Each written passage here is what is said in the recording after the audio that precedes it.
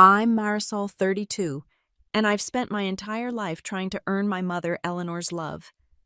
For years, I financially supported her despite the emotional abuse she inflicted.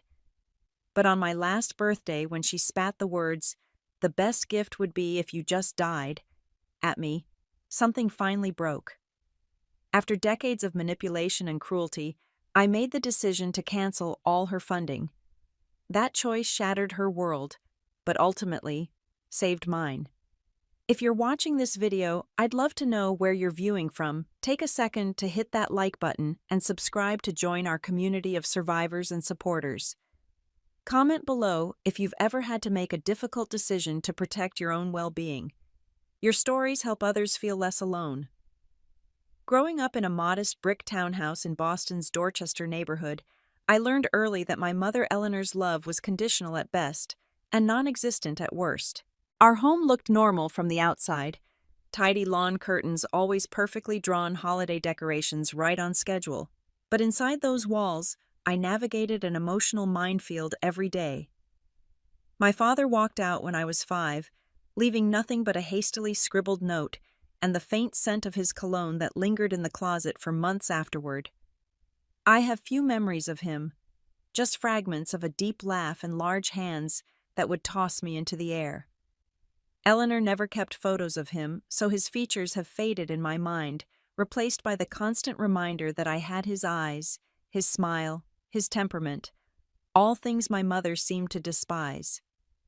"You look more like him every day," she would say, her lips curling with disgust as she studied my face. Same selfish expression, same useless dreams. As a child, I didn't understand that Eleanor was transferring her rage toward my father onto me. I only knew that nothing I did seemed good enough to make her happy. When I brought home an A on my spelling test, she would ask why it wasn't an A+. When I carefully saved my allowance to buy her a birthday present, she criticized my choice and left it unused in a drawer. The first school play I performed in was a production of Charlotte's Web when I was 7. I played the role of Fern and practiced my lines for weeks, excited that my mother would see me on stage. The night of the performance, I peeked through the curtains, scanning the audience for her face among the sea of proud parents. She never showed. When I came home still in costume, she was watching television with a glass of wine. "Did you forget about my play?" I asked, tears threatening to spill. She didn't even look away from the screen. "I had a headache. Besides, those school productions are always terrible. You're not missing anything by not having me there." But I was missing everything.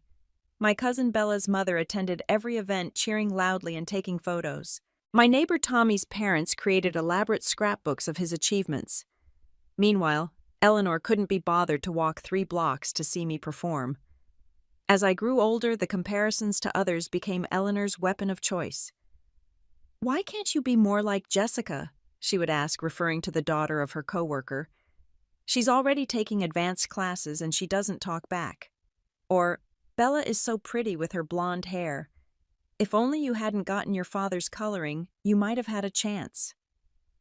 These constant comparisons chipped away at my self-esteem until I began to see myself through her critical lens, always lacking, always falling short.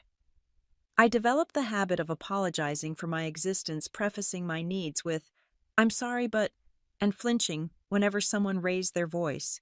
School became my sanctuary. There, at least, effort was rewarded with concrete results. I threw myself into academics, staying late to work on projects, and joining every club that would have me. My teachers praised my dedication, unaware that I was desperately trying to achieve enough to make my mother proud. In 6th grade, I won the regional science fair with a project on alternative energy sources. When the principal called my name, I clutched my display board and walked to the stage, scanning the audience once again for Eleanor. This time, to my surprise, she was there, sitting in the back row with her arms crossed. Later, as other parents congratulated me, Eleanor stood by, nodding and smiling. "I always encouraged her interest in science," she told my teacher. "We do experiments at home all the time." It was the first of many lies she would tell to associate herself with my accomplishments while taking no actual interest in my development. At home that night, she placed my trophy on the mantel and took a photo of it for Facebook. "So proud of my brilliant daughter," she captioned it. The validation I'd craved for so long made my heart soar, even though I knew the reality behind the facade. The only person who saw through Eleanor's performance was my grandmother, her mother, who lived across town in a small apartment filled with plants and books. Grandma Rose was everything Eleanor was not: warm, encouraging, and genuinely interested in my thoughts and feelings.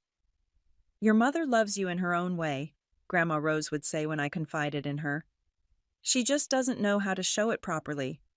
Some people aren't meant to be parents, but that's not your burden to carry."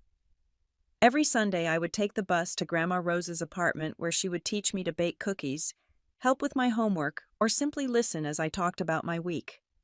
Those hours were precious islands of normalcy in the sea of walking on eggshells that was my life with Eleanor. When I turned 12, Grandma Rose gave me a journal with a small lock and key. "Write down your thoughts here," she said. "Your feelings are valid even when others try to tell you they're not."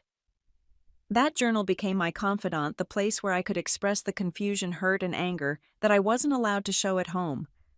I filled page after page with incidents, conversations, and the constant sense that something was fundamentally wrong with me. Why else would my own mother seem to hate me? When I was 16, Grandma Rose was diagnosed with late-stage pancreatic cancer. Within 3 months, she was gone.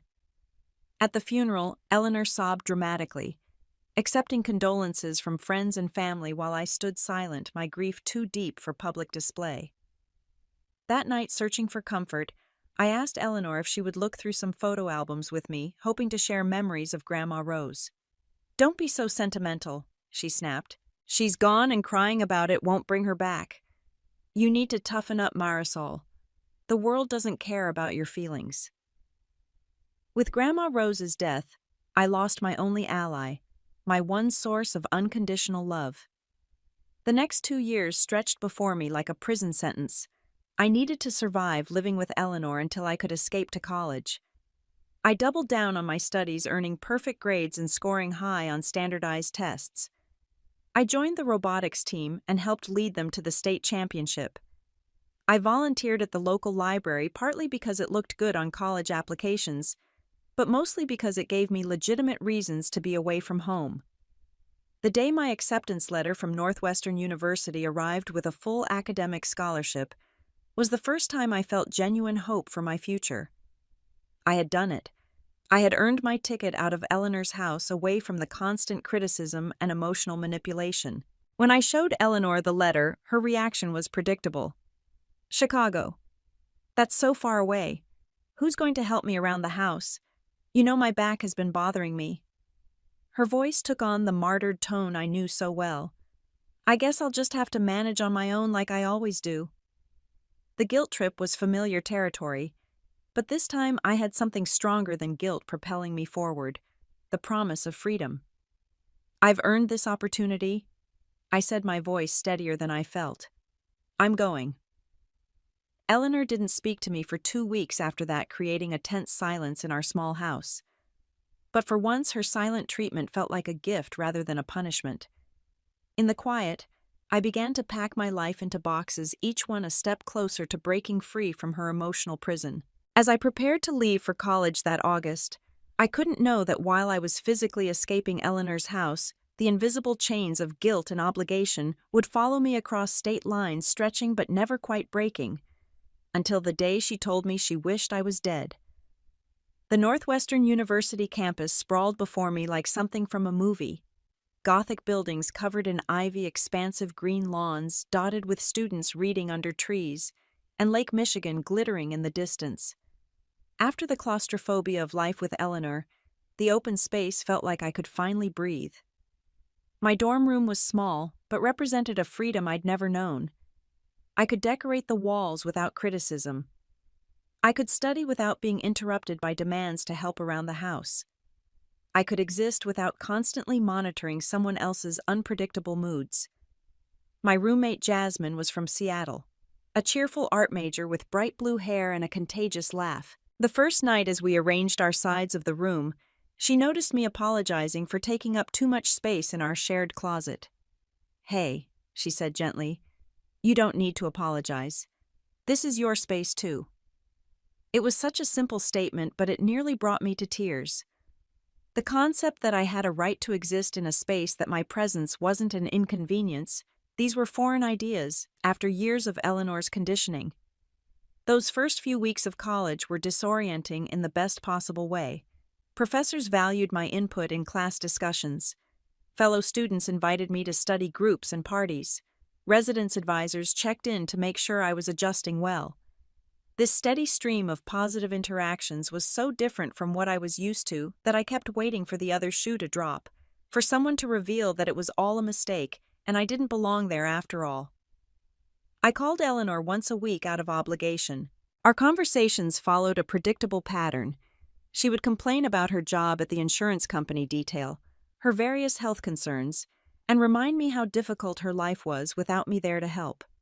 "The garbage disposal is broken," she said during one call. "I'll probably have to eat out every night since I can't cook properly." "Have you called a plumber?" I asked. "You know I can't afford that on my salary," she replied, though I knew her income was more than adequate for basic repairs. "I guess I'll just have to manage." The familiar weight of guilt settled on my shoulders, but being 1,000 miles away made it easier to resist the urge to solve her problems. "I'm sorry to hear that, Mom. I hope you can get it fixed soon." As the semester progressed, I discovered an unexpected passion for computer science. My introduction to programming class clicked with my analytical mind in a way nothing else had before. Writing code felt like creating order from chaos, defining clear rules and expectations, unlike the constantly shifting goalposts of Eleanor's approval. I began spending hours in the computer lab, losing track of time as I worked on projects beyond the course requirements. My professor, Dr. Abernathy, took notice and suggested I consider majoring in the field. "You have a natural aptitude for this," she told me after I debugged a particularly tricky program. "The industry needs more women with your skills." The validation from someone I respected was intoxicating.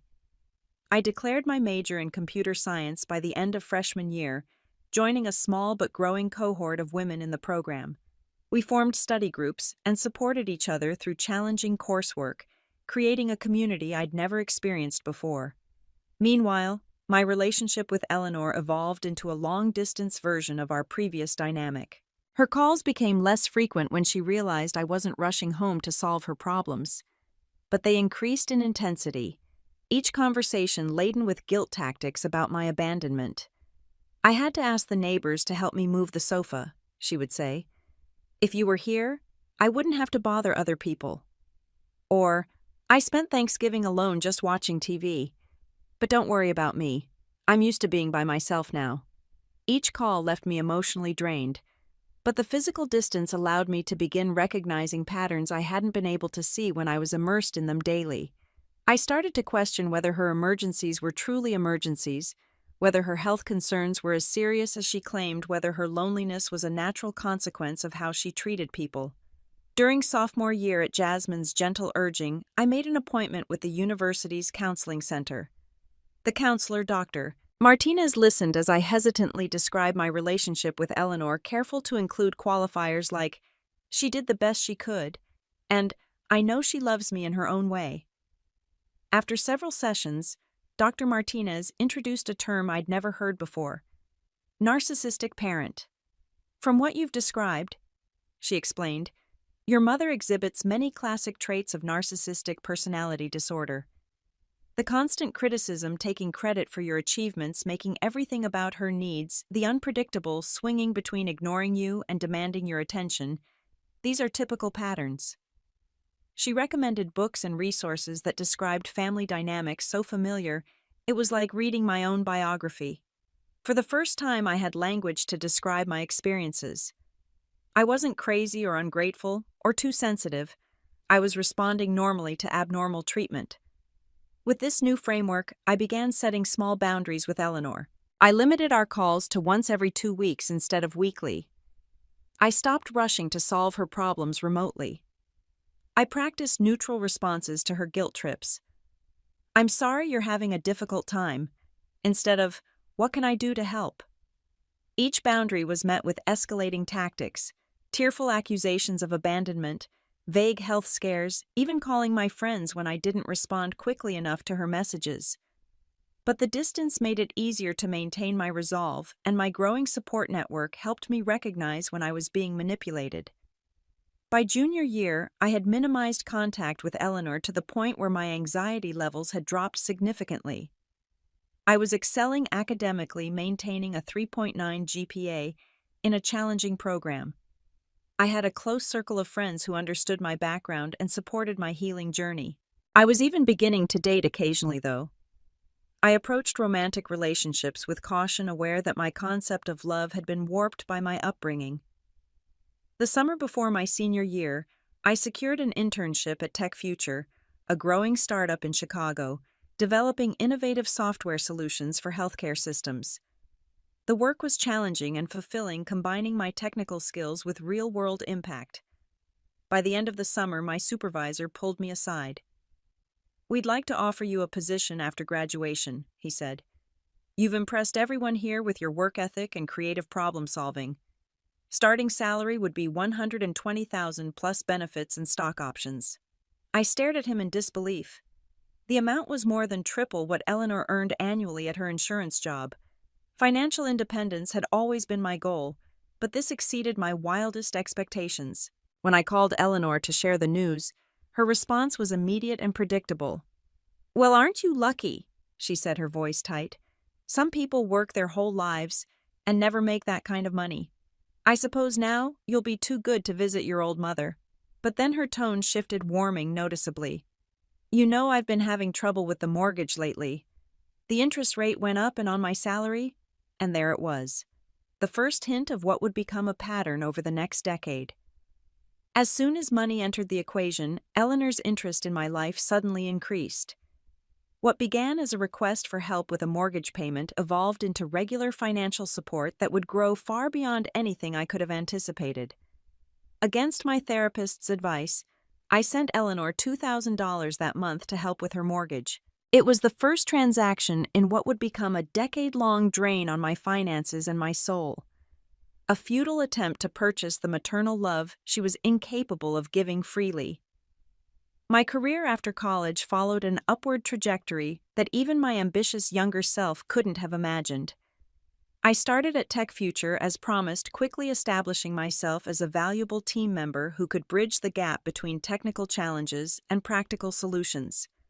My starting salary allowed me to rent a modest but comfortable apartment in Chicago's Lincoln Park neighborhood, furnish it with new furniture, no hand-me-downs or thrift store finds, and still save a significant portion of my income each month. Well, I could have saved a significant portion if not for Eleanor. What started as occasional financial assistance to my mother quickly evolved into regular support. The mortgage help became monthly transfers of $3,000, just until I get back on my feet.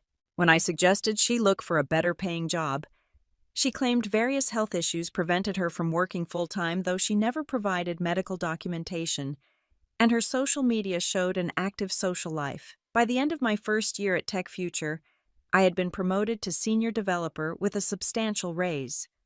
I called Eleanor to share the news, hoping for some acknowledgement of my hard work. "That's nice, dear," she said dismissively. "Listen, the roof is leaking and I got a quote for $8,000 to repair it. I don't suppose your fancy new job could help with that." I hesitated, recalling Dr. Martinez's warning about establishing financial boundaries early. "I can contribute some, Mom, but not the full amount. Maybe we could look into home repair loans or—" "Forget it," she cut me off, her voice hardening. "I'll just put buckets under the leaks and hope the ceiling doesn't collapse on me while I sleep. Don't worry about your mother." The familiar guilt wrapped around my chest like a vice. That night I transferred the full $8,000 to her account, telling myself it was a one-time major expense. She called the next day, effusive with gratitude and affection, telling me what a wonderful daughter I was, how she'd always known I would take care of her. Those rare moments of approval were like water in the desert for my approval-starved heart. Even knowing they were transactional, I couldn't help but crave them. As my 20s progressed, my career continued to flourish. I led the development of an innovative patient management system that streamlined healthcare delivery across multiple hospitals. The project earned industry recognition and led to speaking engagements at tech conferences. I published articles in respected journals and mentored junior developers, particularly women entering the field. Meanwhile, Eleanor's financial demands grew proportionally with my income. The monthly transfers increased from $3,000 to $5,000. The emergencies became more frequent. Car repairs, medical bills not covered by the premium insurance I now paid for home renovations that somehow never seemed to improve the property's condition. When I was 26, I flew back to Boston to visit my first trip home in nearly 2 years. Eleanor's house, the same one I'd grown up in, showed little evidence of the repairs and renovations I'd funded. The roof no longer leaked, but the interior was cluttered and neglected. Yet I noticed new designer handbags in her closet, expensive bottles of wine in the kitchen, and receipts from upscale restaurants.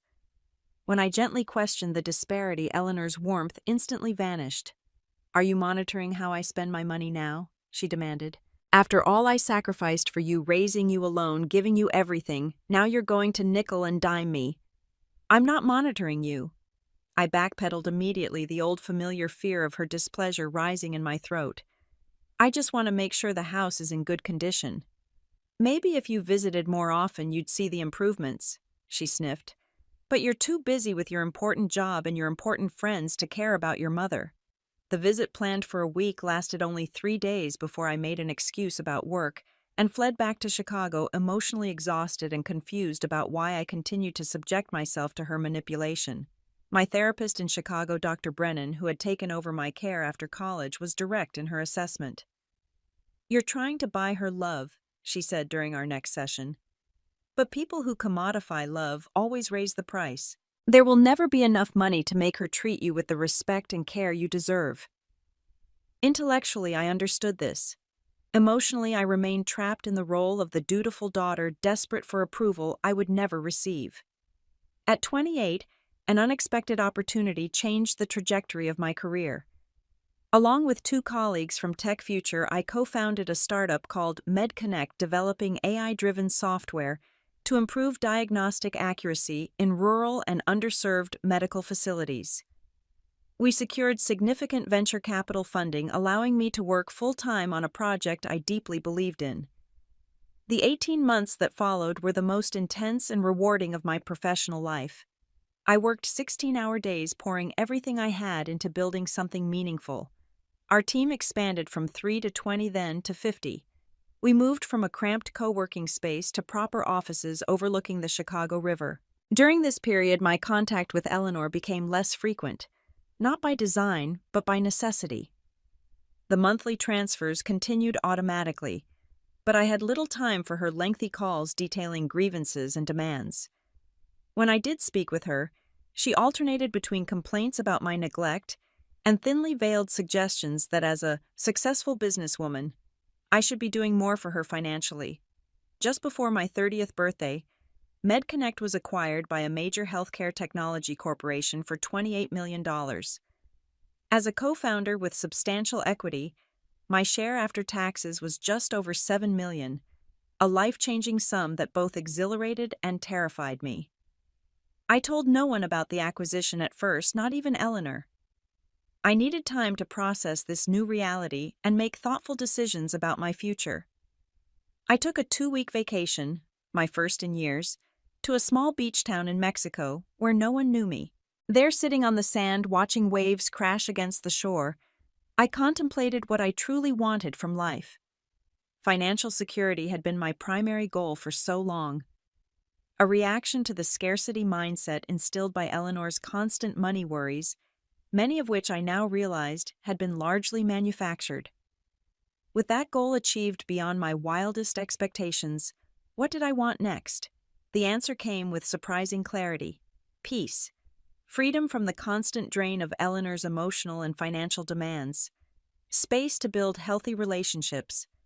Maybe eventually a family of my own, one based on mutual respect and genuine love, rather than obligation and manipulation.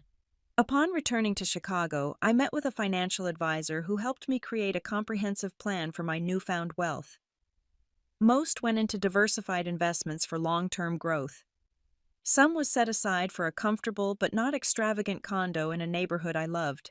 And yes, a portion was allocated to support Eleanor, not the open-ended drain that had characterized the past years, but a structured trust that would provide for her needs without enabling excessive spending. When I finally told Eleanor about the acquisition and my new financial situation, her reaction was exactly as I had anticipated.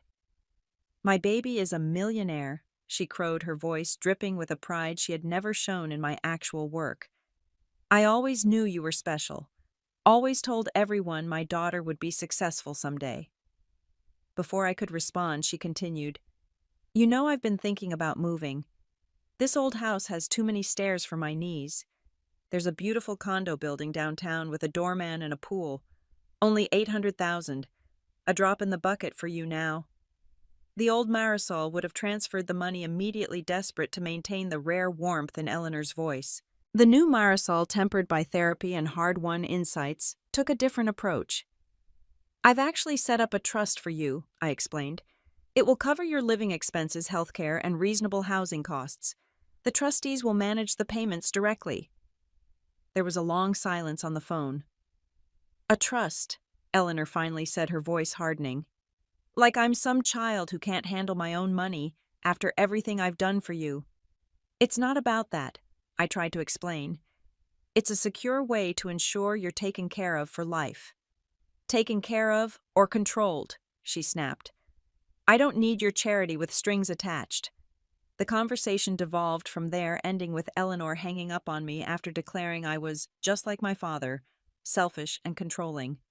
She didn't call me for 2 weeks, the longest we'd gone without contact in years. When she did call again, her tone had shifted dramatically. She was apologetic, understanding, even grateful for the trust arrangement. The sudden change in attitude should have been a red flag, but I was so relieved to avoid conflict that I accepted the peace offering without question. Over the next 2 years, Eleanor's financial demands actually increased despite the trust. There were always special circumstances, exceptions, emergencies that the trust supposedly couldn't cover quickly enough. The trustees, professional financial managers I had hired specifically to create a buffer between Eleanor's demands and my guilt, reported frequent aggressive calls from her attempting to circumvent the established guidelines. Meanwhile, I had settled into a new rhythm post-acquisition. I stayed with the company that had purchased MedConnect as a senior technical advisor, working reasonable hours for the first time in years. I renovated my condo, took up yoga and painting, and slowly began to build a life centered around my own needs and interests rather than Eleanor's demands. I also met Michael, a software engineer who had recently moved to Chicago from Portland. We connected at a tech meetup where I was speaking about ethical considerations in medical AI. He asked thoughtful questions, made me laugh with his dry wit, and looked at me with a kind of attentiveness I wasn't accustomed to. Our relationship developed slowly, both of us cautious after previous disappointments. He was patient with my trust issues, never pushing for more than I was ready to give. When I finally told him about Eleanor after 3 months of dating, his response was validating in a way few had been before. "That's not love," he said simply. "What she's doing, that's not what a parent's love should look like." As our relationship deepened, Michael began to notice patterns I had normalized. How my mood would crash after calls with Eleanor, how I would become anxious and apologetic after spending money on myself, how I would flinch slightly when someone raised their voice in excitement.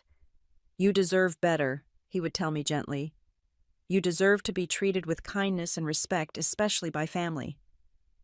With Michael's steady support and continued therapy, I began to establish firmer boundaries with Eleanor. I limited our calls to once a week with a clear end time. I stopped responding to late-night emergency texts until morning. I declined to provide funds beyond what the trust allocated. Each boundary was met with escalating manipulation tactics. Eleanor called Michael's parents, whom she had met only once at a holiday dinner, to complain that I was abandoning her. She contacted my former college roommate Jasmine through Facebook, claiming she was worried about my mental state. She even called my office once, telling my assistant she was having a medical emergency and needed to reach me immediately. When I called back in a panic, she wanted to discuss redecorating her living room. As my 32nd birthday approached, I felt stronger and more centered than I had in years. Michael and I had moved in together, merging our lives with surprising ease. My work continued to be fulfilling, and I had started mentoring young women from disadvantaged backgrounds who were interested in tech careers. The day before my birthday, I received an elaborate flower arrangement at my office with a card from Eleanor. To my wonderful daughter on her special day, all my love, Mom. The public display of affection, witnessed by my colleagues who knew little about my complicated relationship with my mother, was typical Eleanor. She excelled at grand gestures that created the appearance of a loving relationship, while the private reality remained toxic. That evening, Michael had planned a small dinner with close friends to celebrate my birthday. As we were getting ready to leave, Eleanor called. I put the phone on speaker as I finished applying my makeup, expecting a brief birthday wish. "Hi, Mom," I said. "Thanks for the flowers. They're beautiful." "Well, someone should remember your birthday," she replied. "You certainly don't make time to celebrate with your mother anymore." I sighed, catching Michael's eye in the mirror. He gave me an encouraging nod. "Actually, I suggested coming to visit next month, but you said you had your garden club retreat," I reminded her. "That's not until the end of the month," she countered. "You could have come earlier, but I suppose your friends are more important than family." "Mom, it's not about importance. It's about scheduling. Anyway, Michael has arranged a small dinner tonight with—" "Michael," she interrupted, her voice dripping with disdain. "Always Michael. He's turned you against me, hasn't he?" "No one has turned me against you," I said, struggling to maintain my composure. "I'm trying to have a healthy relationship with both of you." "Healthy, is that what your therapist calls it when you abandon your mother? When you control my finances like I'm some irresponsible child?" I took a deep breath. "Mom, it's my birthday. I was hoping we could just have a nice conversation without this turning into an argument." "Your birthday?" she scoffed. "Always about you, isn't it? Do you ever think about what I might need? The roof is leaking again, and that useless trust of yours won't approve the repairs until next month. The trustees require estimates from licensed contractors," I explained for what felt like the 100th time. "Once you provide those—" "I shouldn't have to jump through hoops to fix my own house," she shouted. "A house I raised you in, sacrificing everything for your benefit." Michael moved closer, his hand on my shoulder in silent support. I caught his eye in the mirror again, drawing strength from his presence. "Mom, I understand you're frustrated, but the trust is set up to provide for your needs while ensuring the money is used appropriately. The trustees are just doing their job. Their job is to control me, just like you're trying to control me. You've always been ungrateful, Marisol. Always thinking you're better than me with your fancy degree and your fancy job." The familiar accusations washed over me, but this time, instead of the usual hurt and guilt, I felt a strange calm. These words had lost their power through repetition and my growing understanding of the dynamic between us. "I'm not trying to control you," I said evenly. "I'm trying to help you while also maintaining healthy boundaries." "Boundaries?" She spat the word like it was poison. "That's therapist talk for being selfish. You know what? If you want to give me a birthday gift, the best gift would be if you just died. Then at least I could get your money without all these strings attached." The words hung in the air, shocking in their naked cruelty. Michael's hand tightened on my shoulder, and I met his horrified gaze in the mirror. In all our years of conflict, through all the manipulation and emotional abuse, Eleanor had never expressed a wish for my death. Something inside me, the last thread of hope that she might someday be capable of genuine maternal love, snapped cleanly in two. "I need to go now," I said, my voice steady despite the earthquake happening inside me.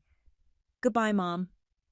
I ended the call and sat motionless at my vanity, staring at my reflection. The woman looking back at me seemed different somehow. Eyes clearer, shoulders straighter, as if a heavy burden had suddenly been lifted. "Marisol," Michael said gently, kneeling beside me. "Are you okay?" "No," I answered honestly, "but I think I will be." That night, instead of celebrating with friends as planned, Michael and I stayed home. I called the restaurant to reschedule, explaining that a family emergency had come up. We ordered takeout, opened a bottle of wine, and sat on our balcony overlooking the Chicago skyline as I processed what had happened. "She wishes I was dead," I said, still struggling to comprehend the magnitude of those words. My own mother would prefer me dead if it meant getting access to my money. Michael didn't offer platitudes or try to minimize the statement. He simply held my hand and listened as I worked through the implications. "You know what's strange?" I continued. "I feel sad, but I also feel free, like I've been given permission to stop trying, to stop hoping that someday, if I just do enough or give enough, she'll actually love me." As the city lights twinkled below us and my 32nd birthday slipped away, I made a decision that would change both our lives forever. It was time to stop funding the person who wished me dead. The week following my birthday passed in a blur of intense emotion and clarity. I took time off work, something I rarely did, and focused entirely on processing what had happened and deciding my next steps. Michael was my rock throughout this period, offering support without pushing me toward any particular decision. "This is your journey," he said. "I'll back whatever choice you make, but it has to be your choice." I spent hours in session with Dr. Brennan, unraveling the complex emotions triggered by Eleanor's statement. "The best gift would be if you just died," played on repeat in my mind, each iteration stripping away another layer of the guilt and obligation that had defined our relationship for decades. "What she said was unforgivable," Dr. Brennan acknowledged during one particularly intense session. "But in a way, it's also clarifying. There's no ambiguity here, no room for rationalization. She's shown you exactly who she is and what she values." "The money," I said quietly. "She values the money, not me." "Yes," Dr. Brennan agreed. "And now you have a choice about how to respond to that truth." I also consulted with my financial advisor, James Feldman, who had helped establish Eleanor's trust 2 years earlier. I explained the situation and asked for a complete accounting of my financial support over the years. The numbers were staggering. In the decade since I'd graduated college, I had given Eleanor over $750,000 in direct transfers, plus another $200,000 through the trust. Nearly $1 million, and none of it had bought what I truly wanted: her love and approval. "The trust is legally binding," James explained, "but it does include provisions for modifying or terminating support in certain circumstances. Given what's happened, you have grounds to make significant changes." "What would that process look like?" I asked.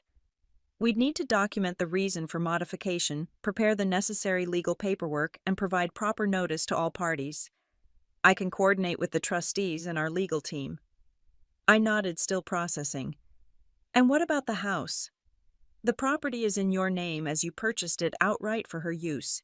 You have complete legal right to determine its disposition." This fact had always been a point of contention with Eleanor, who believed the house should have been transferred to her name, despite contributing nothing to its purchase. The property, worth about $400,000, represented the largest single asset in my support package for her. "I need time to think," I told James. "Can you prepare the paperwork for various scenarios so I can review my options?" "Of course," he agreed. "Take whatever time you need. These are significant decisions." Throughout the week, I also spoke with my closest friends, people who knew the true nature of my relationship with Eleanor and could offer perspective untainted by her manipulation. Jasmine, still my best friend after all these years, flew in from Seattle to spend the weekend with me. "I've watched this relationship drain you for over a decade," she said as we walked along Lake Michigan. "Every time she calls, it's like watching someone slowly deflate a balloon. You get smaller, quieter, less confident." "I kept hoping she would change," I admitted.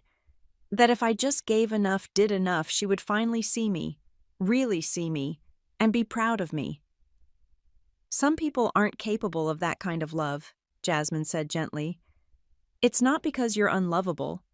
It's because they're broken in ways that have nothing to do with you." By the end of the week, I had reached a decision.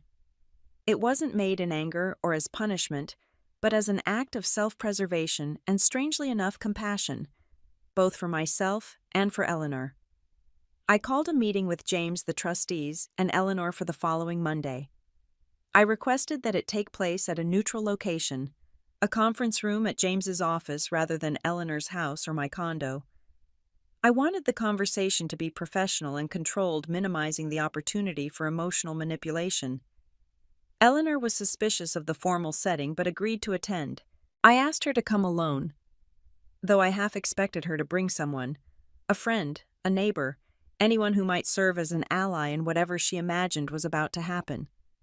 To my surprise, she arrived on time and unaccompanied. At 63, Eleanor still maintained the carefully curated appearance that had always been important to her. Hair freshly colored and styled makeup, precisely applied clothing, expensive but not flashy. Only the deep lines around her mouth and between her eyebrows betrayed the habitual discontent that had characterized most of her life. "Marisol," she said coolly as she entered the conference room. Her eyes swept over James and the two trustees before returning to me. "Quite the formal reception committee. Is all this really necessary?" "I think it is," I replied, gesturing to a chair across from me. "Please have a seat." Once everyone was settled, James opened the meeting with a brief overview of the trust's current status and my history of financial support. Eleanor listened with growing impatience, drumming her manicured nails on the polished table. "I'm familiar with the arrangements," she interrupted. "Is there a point to this recitation?"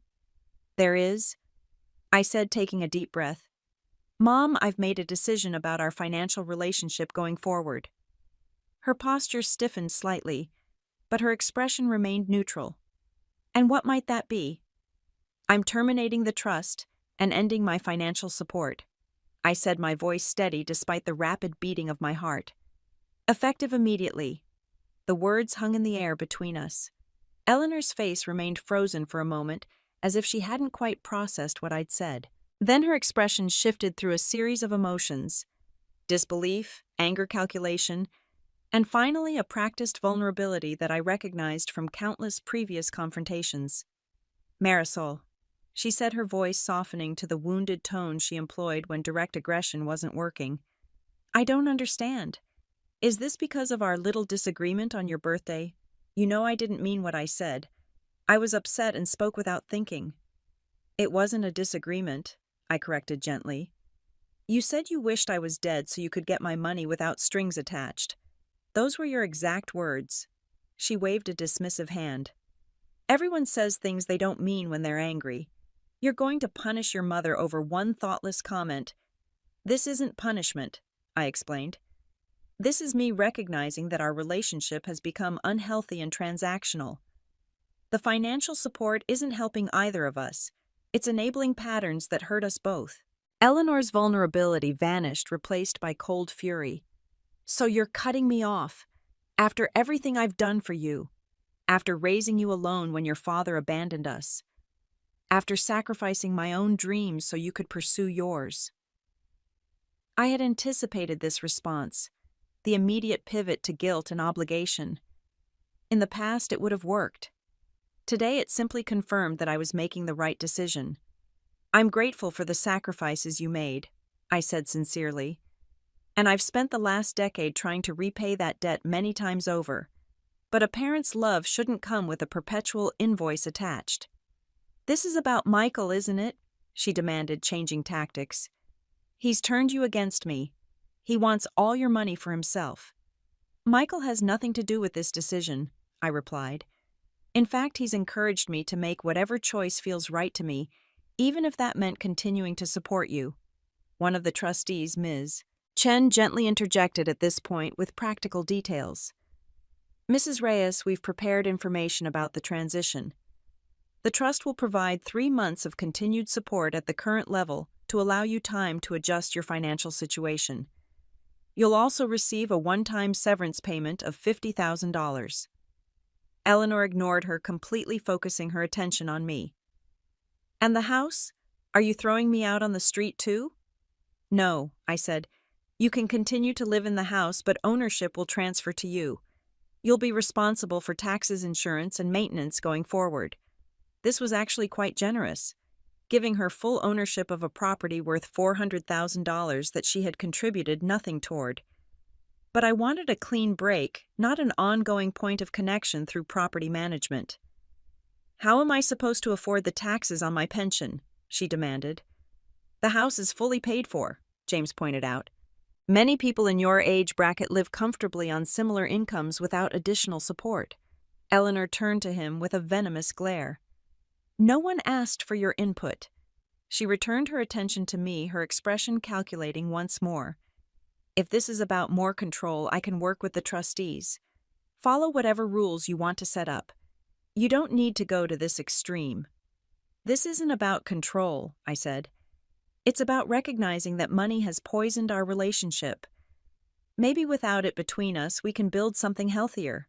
She laughed, a harsh sound devoid of humor.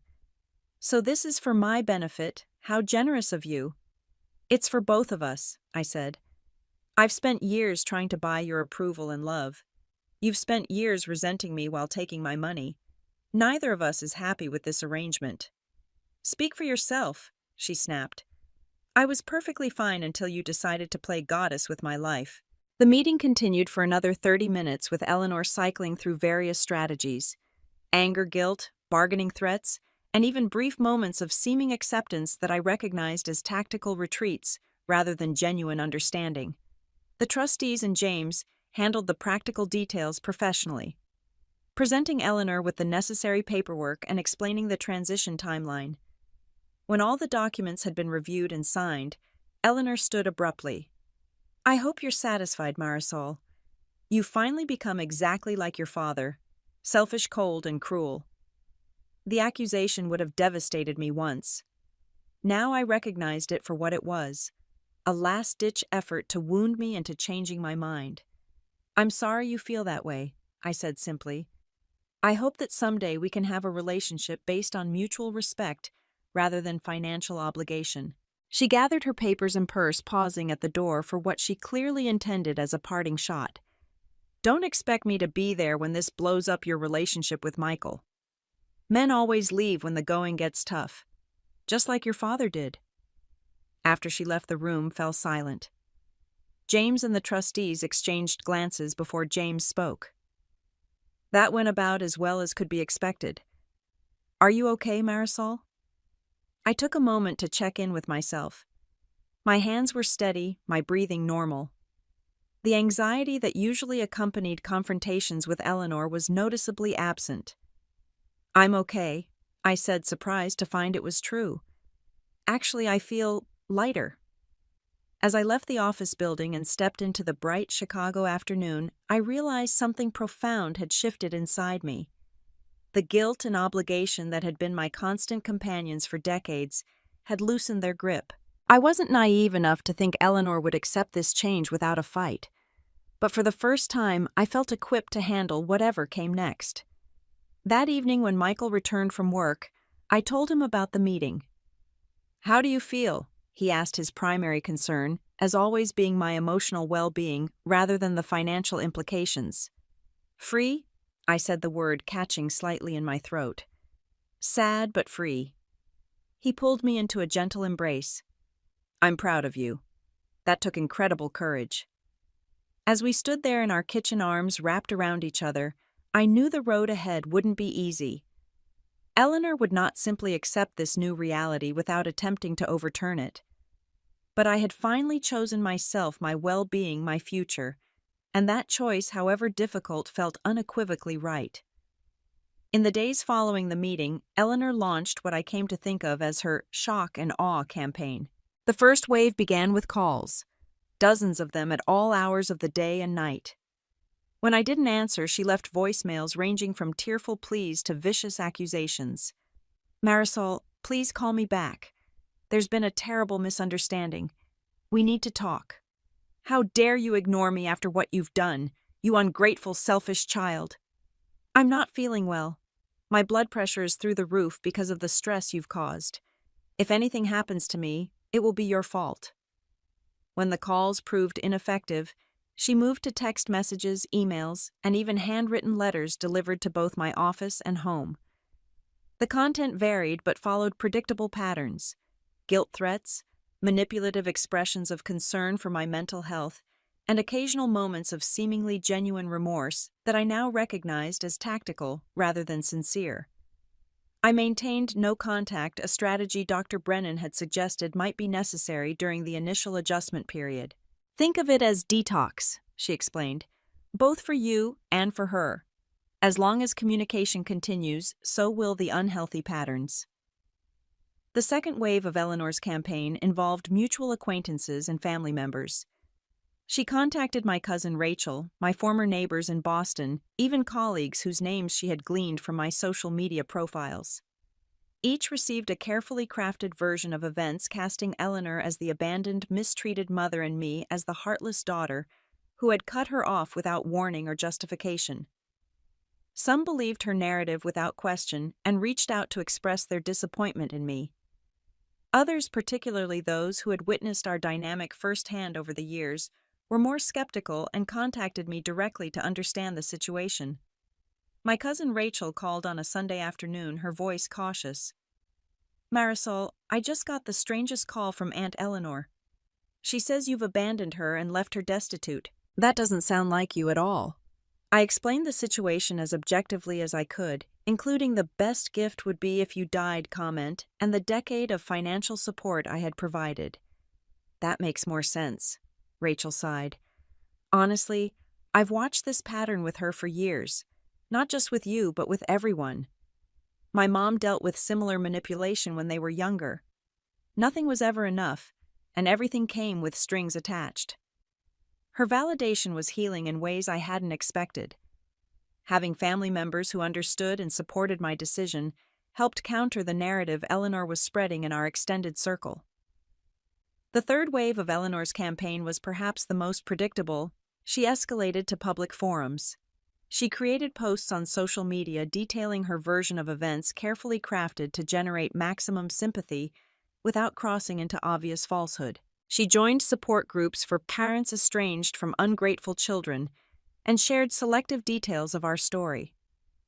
"My daughter made millions in tech and now refuses to help her widowed mother," she wrote in one particularly effective post that was shared hundreds of times. "I sacrificed everything for her education, and this is how she repays me." The public nature of these attacks was painful, but I resisted the urge to respond or correct the record. Engaging would only feed the dynamic I was trying to break.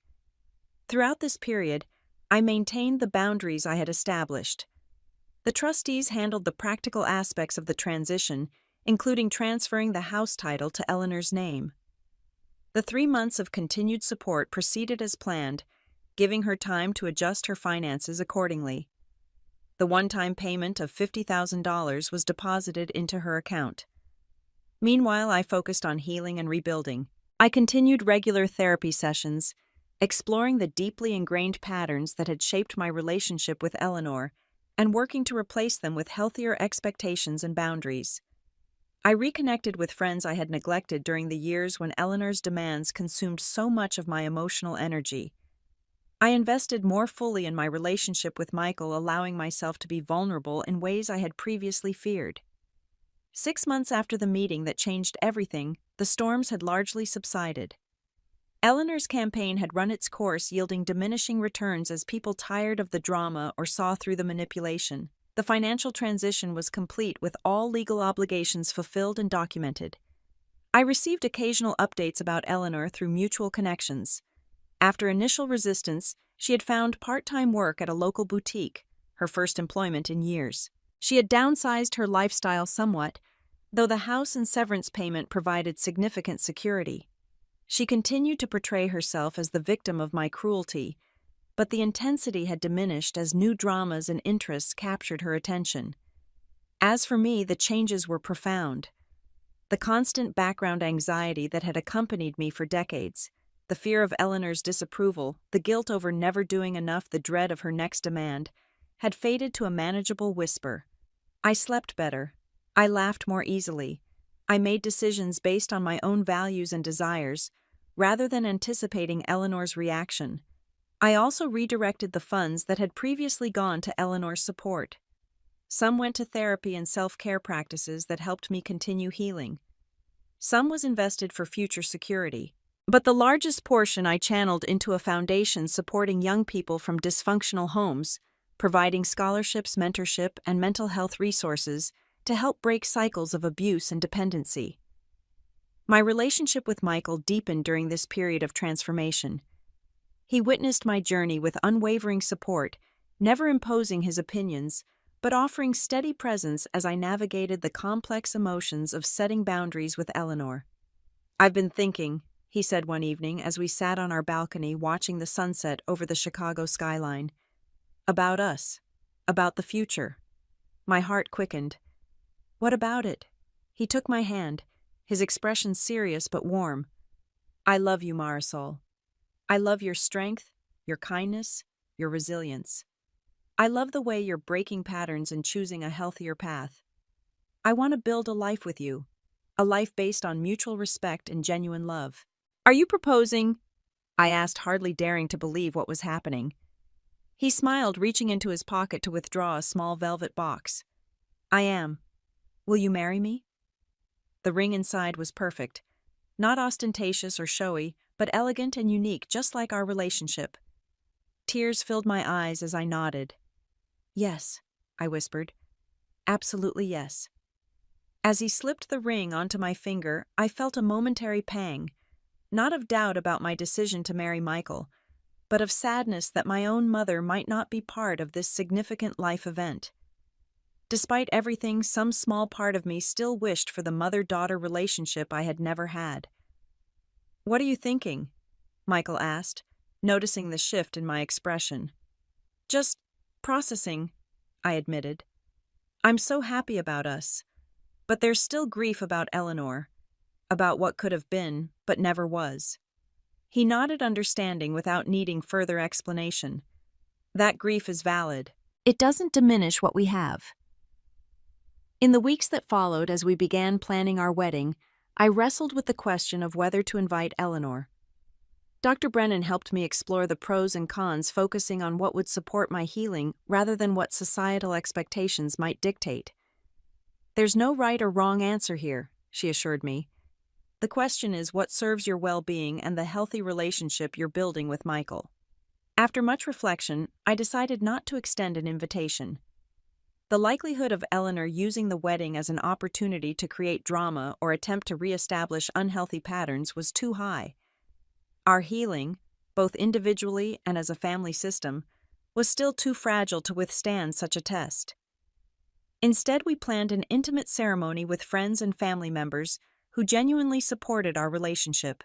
Rachel would attend along with a few other relatives who understood the complexity of my relationship with Eleanor. Jasmine would be my maid of honor, and Michael's brother would serve as best man. As the wedding approached, I continued to receive updates about Eleanor through mutual connections. She had apparently begun dating a retired accountant from her neighborhood. She spoke less frequently about me to others, finding new sources of identity and attention. In a strange way, the severance of our financial relationship seemed to have pushed her toward greater independence and new connections, an unintended but positive consequence. 1 year after the meeting that changed everything, I sat in Dr. Brennan's office for what we had decided would be our final regular session. We would check in occasionally, but both agreed I had reached a place of stability and health that no longer required weekly therapy. "How would you describe the changes in your life since you set that boundary with Eleanor?" she asked. I considered the question carefully. It's like I've been carrying a heavy backpack my entire life, so long that I didn't even realize how much it was weighing me down. Setting that boundary was like finally taking off the backpack. There was some soreness, some adjustment to moving without that familiar weight. But ultimately, I can stand taller, move more freely, breathe more deeply. Dr. Brennan smiled. "That's a beautiful metaphor. And your relationship with Eleanor now?" "We have no direct contact," I said. "I hear about her occasionally through others. I've accepted that she may never be capable of the kind of healthy relationship I wanted. And that's okay. I've stopped trying to earn love from someone who can't give it freely." "And what about the guilt, the obligation you felt for so long?" I smiled, recognizing how far I'd come. It still whispers sometimes, especially when I hear she's telling people she struggles financially. But then I remember that I gave her a house, a substantial cash payment, and a decade of generous support. I fulfilled any obligation many times over. What she wanted wasn't support. It was control and endless resources without accountability. As our session ended, Dr. Brennan offered a final observation that stayed with me long afterward. What's remarkable about your journey, Marisol, is that you didn't just set a boundary with Eleanor. You fundamentally changed your relationship with yourself. You decided you were worthy of respect, worthy of peace, worthy of love without conditions. That's the most important boundary of all. Walking out of her office into the bright spring afternoon, I felt a profound sense of peace. The path ahead wasn't perfect or without challenges, but it was mine to walk on my own terms, unburdened by the toxic patterns of the past. Eleanor had once said the best gift would be if I died. In a way, something had died. The version of myself that accepted mistreatment as my due, that believed love had to be purchased, that sacrificed my well-being on the altar of an obligation that could never be fulfilled. In its place, something new had been born. A woman who understood her worth, who set healthy boundaries, who recognized that genuine love uplifts rather than diminishes. This rebirth was indeed a gift not to Eleanor, but to myself and to all those who would benefit from the healthier relationships I could now build. As I prepared to marry Michael, and perhaps someday start a family of our own, I carried forward a commitment to break the generational patterns of toxic love and conditional acceptance. If we had children, they would grow up knowing they were valued for who they were, not what they could provide. They would learn that boundaries are acts of love, not rejection. They would understand that their worth was inherent, not earned through performance or compliance. That was the true gift. Not death, but transformation. Not endings, but new beginnings built on firmer foundations. 5 years have passed since I made the decision to cancel Eleanor's funding, and my life has transformed in ways I never could have imagined. Michael and I have been married for 4 years now, sharing a renovated brownstone in Chicago's Lincoln Park, with our 2-year-old daughter, Rosa, named after my grandmother who showed me what unconditional love truly looks like. Our home is filled with laughter, honest communication, and the kind of security I never experienced as a child. When Rosa falls, we comfort her instead of telling her to toughen up. When she accomplishes something new, we celebrate her effort rather than taking credit for her achievement. These might seem like small things, but they represent the breaking of patterns that spanned generations in my family. Professionally, I've found a new balance between ambition and well-being. After MedConnect's acquisition, I stayed with the parent company for 2 years before leaving to start a nonprofit organization called Digital Bridges. We provide technology education, mentorship, and mental health support to young adults from disadvantaged backgrounds, helping them build careers in tech while healing from past trauma. The work combines my technical expertise with my personal journey, creating meaning from the pain I experienced. The foundation I established with the funds previously directed to Eleanor has flourished, providing scholarships to dozens of students each year. Many of these young people come from homes with narcissistic or abusive parents, and we offer not just financial support, but also therapy, life skills training, and community. Watching them break free from toxic patterns and build healthy lives brings me profound satisfaction. As for Eleanor, our paths have diverged completely. We haven't spoken directly since that final meeting 5 years ago. Through mutual connections, I've heard that she has adapted to her new financial reality better than I might have expected.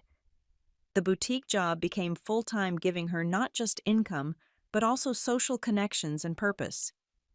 Her relationship with the accountant has continued, providing companionship and stability. She still occasionally tells her version of our story to anyone who will listen. The ungrateful daughter who abandoned her mother after making millions. But the audience for these tales has dwindled as she's built a life less dependent on sympathy and victimhood. In a strange way, the boundary I set for my own protection may have ultimately benefited her as well, pushing her toward greater independence and authentic relationships. When Rosa was born, I wrestled with whether to inform Eleanor about her granddaughter.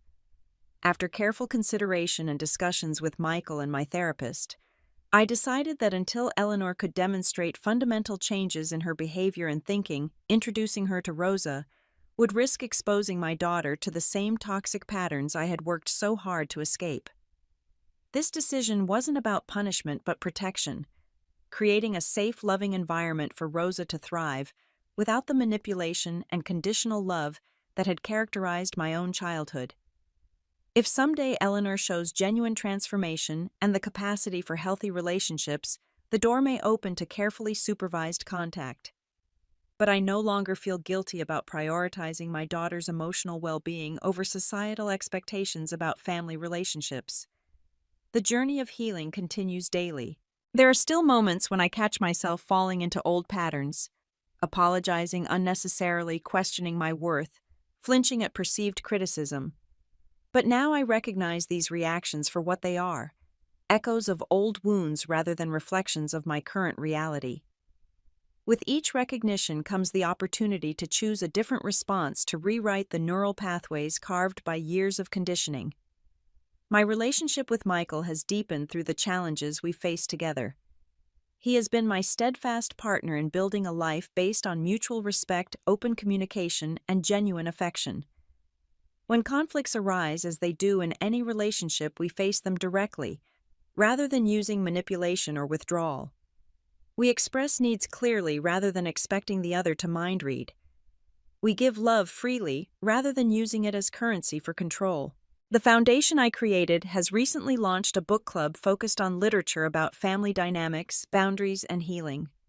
At our last meeting, a young woman spoke about her own experience cutting financial ties with manipulative parents. "I felt so guilty at first," she said, tears in her eyes, "like I was abandoning them. But then I realized that money had become a chain binding us in an unhealthy dynamic. Breaking that chain was the only way either of us could grow." Her words resonated deeply with my own experience. The financial support I had provided Eleanor for so many years hadn't been genuine help. It had been a substitute for the emotional connection I craved but couldn't establish. Ending that support wasn't abandonment, but a recognition that true relationship couldn't be purchased at any price. As I look toward the future, I feel a sense of peace that once seemed impossible. The hypervigilance that characterized my earlier years, always scanning for threats, always anticipating criticism, always preparing defenses, has largely subsided. In its place is a steady confidence in my own worth and the boundaries I've established to protect it. My story isn't about revenge or punishment. It's about recognizing that sometimes the kindest thing we can do, both for ourselves and for those who harm us, is to stop enabling destructive patterns. It's about understanding that love without respect isn't love at all, but a counterfeit that damages everyone involved. When Eleanor said the best gift would be if I died, she couldn't have known that her cruel words would indeed lead to a kind of death. The death of our toxic relationship, the death of my people-pleasing identity, the death of patterns that had poisoned our family for generations. From that death has come new life, new growth, new possibilities for healing and connection based on healthier foundations. If you're watching this and recognize your own relationship in my story, please know that you deserve love that doesn't hurt, connections that lift you up rather than tear you down, relationships that honor your boundaries rather than trampling them. Setting those boundaries isn't selfish. It's an act of courage and self-respect that can ultimately benefit everyone involved.